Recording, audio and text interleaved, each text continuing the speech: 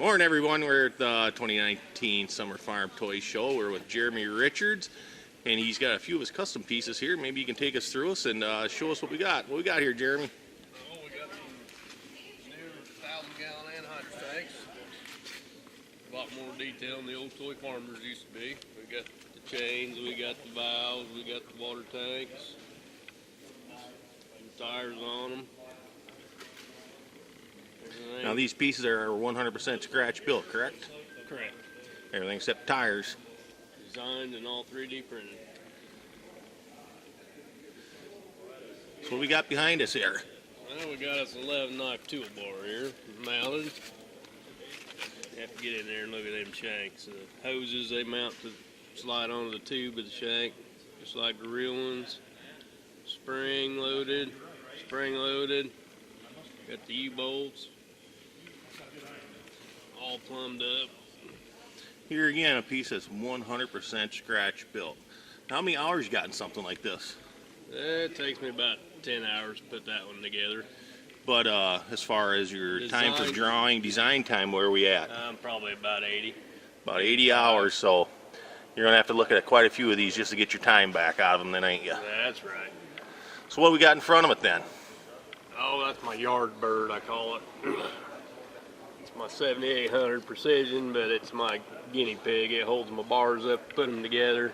It's got my 7810 grill in it just for fitting and showing then I how see it fits. see a mounted two-wheel drive front axle underneath it, where they're commonly front assist then, aren't they? Yeah. What's that axle off of? I don't know. I just grabbed it out of the parts bin. The scrap yard from The scrap yard. from damage done by. It was damaged when I bought it. It needs a few repairs. All right, what we got down here then? Now we just got a Sandboxer TW25. It's got some dual hubs on it I designed for Chuck and Chuck's rims. Kind of a hole in the niche market there, ain't there? Yep. Not a whole lot of people playing around with the Fords. We just throwed a 3-point hitch on it. Some side steps from off a 60 series deer just cut down to fit to look more like the Ford one. Just for something different. So what we got here then? Some 55-gallon 3D printed barrels. Now you're making these on your own, I understand, right? Yeah, I'm printing them myself. And we'll have a boom pole with them for like the older tractors to hang them and lift them up with. The boom pole's still in the design phase of it. So what do we got hiding behind it here then? That's the Allison D21. I've built 10 of them so far. Notice there one that says Allison Chalmers on it, D21. So what's it all take to put a tractor like this together? Well, we got to start with the engine's resin casted, and we gotta cut the frame and stretch the frame. The frame rails are all different, bolt in together to hold the frame back together. The manifolds are all made just for this tractor and engine. It's not really tough to put together, just What's the estimate for hours on a job like this? about 10 hours at the most. I ain't too The shabby then. hardest part's just stretching the frame. And the paint work, I'm sure. Yeah, it depends on the day on that. That 10 hours might go to 30 real fast. So now what do we got here? Now we got the set of twin tanks. Kind of roughly after the duo lift design for twins. We got your valves hook up to your bar. We got the valves in here so you don't have to crawl up on the tanks all the time. Turn them on and off. You can do it all from standing on the ground. We got some of Chuck's wheels on her. We get a side profile here of the tractor, or the Really. cart, I should say. That is bend out.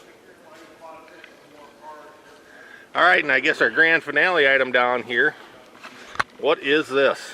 This is Kinze's 1256, the only international he ever repowered, and he repowered it with a 6V71. This started as a 1456 precision that cut down, redid the frame rails to match what John has on his. We had to take one of Chuck's 8V71s, cut it down to make it a 6V to stick it in there. And this tractor's got a lot of specially designed parts on it. From the fenders to the valve covers to the exhaust to the air cleaners, fuel filters. Hey, I see you got some chrome filters on the side here. They really add a lot of finishing touches to it. A little bling bling. Absolutely. And then what's our story with the fenders back? Oh, the fenders back there. Guys started when they started putting the 30.5s and the 24.5s on. The fenders didn't cover enough tires. The guys building tractors, the real ones, and restoring them. So they started cutting the centers out, widening the fenders out to a third light, filling them back in to take up some of the tire space on them. So it looked a little better without so much tire showing. Now I see you have got a series of photos here. You want to take us through some of the build process? This is one where he kind of first started with the precision. We just gutted it, got rid of the engine that was in it to start over. And there we have a mock-up of the new frame. Cut the old frame out, mock-up with the new one, put in. We got the engine cut down, started putting it back together, trying to get it seamless so it looks right. And then we just mock it up with the engine in the frame, make sure everything fits, the hood comes down where it needs to be. Mock up of a few more of the parts that we printed, make sure they fit, look right before I finalize the print stage on them. As you can see, we got all the new parts, fenders, air cleaners, the new valve for the manifolds all in place. Test fitting before it goes off the paint, test fitting the tires. Now we just got pictures of starting to put it together. Make sure everything still fits after paint, don't have to do any scraping on tight tolerances. So how many hours do you estimate in a project like this? Well over 100.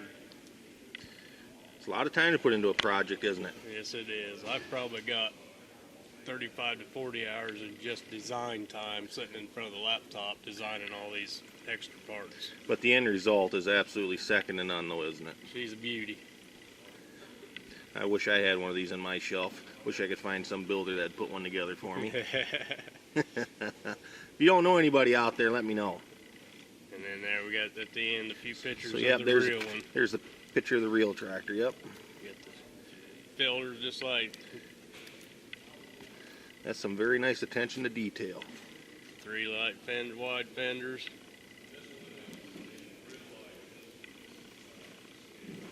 Chrome valve covers.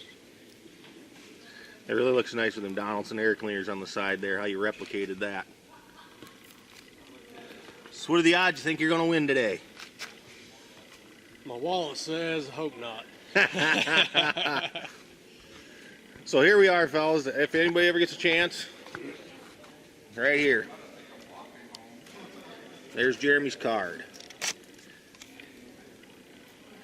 Contact him for a few of these items if you're interested. The tanks and anhydrous items are for sale.